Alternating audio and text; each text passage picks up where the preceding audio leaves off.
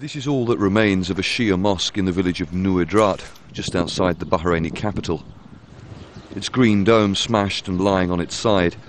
Dust covers the mats and carpets where people once prayed.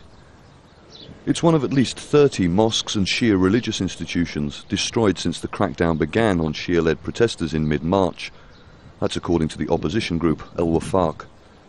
Al Jazeera tried time and again to ask people how they felt about the destruction of their place of worship, but no one would talk to us. There were informers everywhere, one man said. The Justice Ministry says it's tearing down the mosques because they aren't licensed. It has promised to provide legal alternatives for what it described as cabins. In some cases, even the rubble is gone and all that remains is an empty space. And Mudayyif once stood here. That's a place where the community came together for special events on the Shia calendar. Al Jazeera visited Friday prayers at another village to try to speak to people. Everyone insisted we hide their identity. It's a war waged against identity.